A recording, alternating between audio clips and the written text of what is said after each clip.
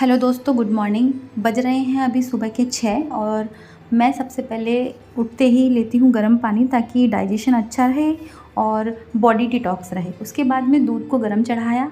इतने में बेबी जो है वो उठ चुका था, उसको बिठाकर उसे खिलौने दे दिए ताकि वो शांति से खेलता रहे और वो रो भी नहीं रहा था। तो इतनी देर में मैंने किया है योगा, मेडिटेशन एंड थोड़ी सी एक्सरसाइज, जो कि पोस्टपार्टम के बाद में बहुत ज़रूरी होती है। अगर आपको भी इससे रिलेटेड कोई वीडियो चाहिए कि क्या एक्सरसाइज आपको करनी है तो आप मुझे कमेंट सेक्शन में ज़रूर बताएं। और उसके बाद में मैं बना रही हूँ अपने लिए चाय। वैसे तो ऐसा कहा जाता है कि जो दूध वाली चाय होती है वो हमारे बॉडी के लिए अच्छी नहीं होती है, हमें ब्लैक टी ही पीनी चाहिए। लेकिन जो इंडियंस होते हैं वो दूध डालकर ही चाय बनाते हैं और ये चाय वैसे टेस्टी भी बहुत लगती है और मुझे भी ये पर्सनली ना बहुत पसंद है। और चाय बनाने के साथ साथ मैं लेकर आई हूँ अपने लिए एक बुक जो मैं इसके साथ पढ़ने वाली हूँ। और उसके बाद में मैंने चाय को छाना, बुक उठाई और चले गई अपने बाबू के पास में। उसके पास में जाकर मैं उसके साथ थोड़ा सा खेलने लग गई। उसे पीकाबू खेलना बहुत पसंद है तो मैं उसके साथ वही खेल रही हूँ और उसे ना बहुत अच्छा लगता है कि उसके साथ कोई बातें करे, उसके साथ खेले। तो बहुत अच्छा टाइम वो एंजॉय कर रहा था। मैं लेकर आई हूँ बुक ताकि मैं उसके साथ बैठ के पढ़ सकूँ, उसे भी दिखा सकूँ कि पढ़ना अच्छा होता है, वो अपनी मम्मा को देख सके। और फिर उसके बाद में मैंने ना थोड़ा सा लाउड बोलना स्टार्ट कर दिया जो भी मैं स्टडी कर रही थी, ताकि ना वो उसको देख सके और सीख सके, ताकि कुछ अच्छी बातें ना उसके कानों तक भी जाए। उसके बाद में लेकिन ये तो जाहिर सी बात है कि वो पढ़ने तो देगा नहीं, वो छोटा है, उसे बुक चाहिए थी। तो फिर मैंने सोचा चलो ठीक है, बुक इसको पकड़ाते हैं, थोड़ा कुछ और कर लेते हैं। फिर सडनली मुझे याद आया कि यार विटामिन D3 की जो ड्रॉप्स है वो मुझे इसे देनी थी, क्योंकि ना विटामिन D3 की ड्रॉप्स जो होती है वो सुबह में और शाम में देनी होती है बाबू को। और आप ना यकीन नहीं करोगे, मेरा बेबी ना विटामिन D3 की जो ड्रॉप्स होता है उसको इतने इंटरेस्ट के साथ पीता है जैसे कि ना कोई आइसक्रीम खा रहा हो। लगभग 12 ड्रॉप्स मुझे इसे देनी होती है तो मैं इसे वही दे रही हूँ। कहते हैं कि विटामिन D3 जो होता है बच्चे के बोन्स के लिए अच्छा होता है, उसे कैल्शियम मिलता है। और है ना, क्योंकि आजकल के जो बच्चे हैं ना इनको ज़्यादा धूप का एक्सपोजर मिल नहीं पाता, इसलिए शायद डॉक्टर ना ये रिकमेंड करते हैं। और फिर D3 की ड्रॉप्स देने के बाद में मैं भी उसके साथ खेलने लग गई। मुझे यार मतलब टाइम चाहिए होता है कि कब मैं उसके साथ खेलूँ, तो जब जब मुझे टाइम मिलता है मैं उसके साथ खेलने लग जाती हूँ। तो मैं भी उसके साथ खेलने लग गई, लेकिन वो बार बार उस बुक को उठाया जा रहा था कि नहीं उसे तो वही चाहिए। तो फिर मैंने उसे बिठा दिया, लेकिन और सोचा कि अगर इसे दिया तो ये खा जाएगा उसको, उसके पन्ने जो है अगर इसके मुंह में चले गए तो यार नुकसान तो हो ही सकता है। तो मैंने सबसे पहले बुक को साइड किया, उसे उठाकर रखने के लिए मैं चली गई और इसे खेलने बिठाया और सोचा क्यों ना कुछ थोड़ा बहुत काम ही कर लिया जाए। तो मैंने बेडशीट कलेक्ट की, जो टॉयज़ ये बिखेर के रखता है उनको जो है मैंने कलेक्ट करके एक साथ रखा। लेकिन फिर उसके बाद में इसने ना पोटी कर दी थी तो मुझे थोड़ा सा वो भी चीज़ें करनी पड़ी। और उसके बाद में मैंने झाड़ू लगाया, झाड़ू लगाने के बाद में पोछा लगाया और ये सब काम करने के बाद में मैंने सोचा कि चलो कुछ सब्जियां कट कर लेते हैं। तो इसे खेलने लगा दिया। और खेलने के लिए मैं इसके लिए लाइटिंग वाले टॉयज़ ख़रीद के लाती हूँ ताकि ना ये उनमें इंगेज रहे और मुझे डिस्टर्ब ना करे। और फिर ये चुपचाप से खेलने लग गया और फिर मैंने स्टार्ट कर दी सब्जी को छीलना, ताकि मैं जल्दी से जल्दी खाना फिनिश करके अपनी स्टडी करने बैठ सकूं। वैसे मेरे हस्बैंड अभी बाहर गए हुए हैं, वो अगर होते तो इसको संभाल लेते तो मेरा काम भी जल्दी फिनिश हो जाता और मैं स्टडी करने बैठ जाती। तो मैंने सोचा कि चलो आज वो बाहर है तो उनके आने से पहले पहले मैं सारा काम जल्दी से फिनिश कर लूँ।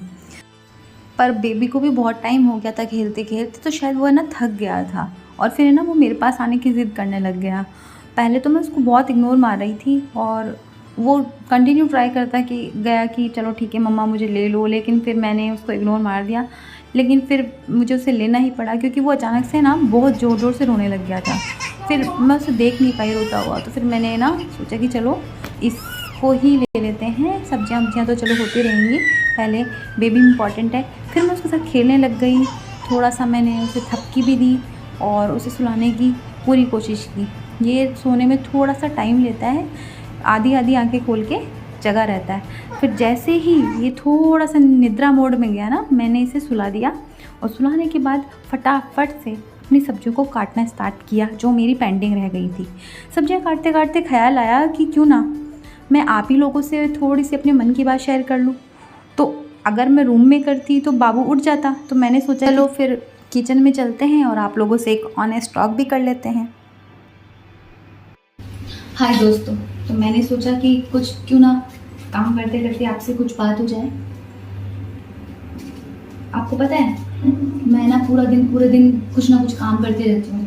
कभी पढ़ाई है, घर के काम है, फिर भी ना मुझे थकान फील नहीं होती है। आपको पता है ऐसा क्यों? क्योंकि ना मैंने चीज़ों को ना अपने दिमाग पे बर्डन की तरह नहीं लिया है। जब हम कोई चीज़ को दिमाग पे बर्डन की तरह ले लेते हैं ना, तो चीज़ें ना हमें बहुत ज़्यादा हावी लगने लगती हैं। बहुत ज़्यादा ऐसा लगता है कि हम पता नहीं कितना कुछ कर रहे हैं। लेकिन हम जब ज़्यादा नहीं सोचते हैं ना, तो काम करना ना बहुत आसान हो जाता है, लाइफ ईजी हो जाती है, और सबसे इम्पोर्टेंट चीज़, हम मेंटली बहुत अच्छे रहते हैं। आपको पता है लेटिंग गो का सबसे बड़ा एग्जाम्पल ना द्रौपदी से हमें समझने को मिलता है। महाभारत में जो द्रौपदी का किस्सा आपने सबने सुना होगा, जब वो मदद के लिए दरबार में चिल्ला रही थी ना, तो सबसे उसने मदद मांगी, इवन उनके हस्बैंड से भी मांगी, लेकिन उनको ना किसी ने कोई हेल्प नहीं कर पाया। कभी कभी ऐसा होता है कि हम सोचते हैं कि कोई इंसान हमारी हेल्प करेगा, लेकिन वो हमारी हेल्प नहीं कर पाता है किसी पॉइंट ऑफ टाइम पे।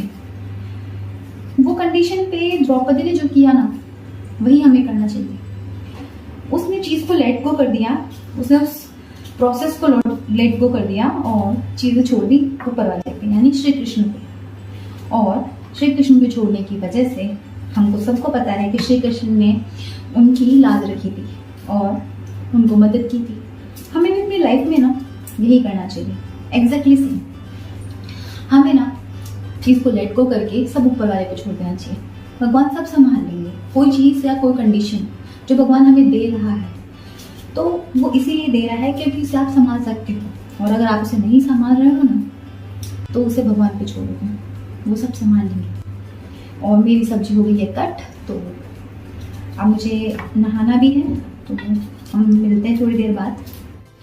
और हाँ, मैंने ना यूट्यूब पे डियर यू नाम की सीरीज़ भी स्टार्ट की है, सो दैट कि मैं आपको रिमाइंड करवा सकूँ छोटी से छोटी पॉजिटिव थॉट के बारे में। आप उस सीरीज़ को देखें ताकि आपको हीलिंग में काफ़ी हेल्प मिलेगी। फिर उसके बाद में मैं हो गई रेडी, और नहा धो के रेडी होने के बाद सबसे पहले मैंने सब्जी को छोका, लेकिन इतनी देर में बेबी की रोने की आवाज़ आई। मैं उसे उठाया, लेकिन वो अच्छे मूड में था, तो मैंने उसे वॉकर में बिठा दिया। वॉकर में थोड़ा सा उसको खुश किया और फटाफट से लग गई अपने काम में।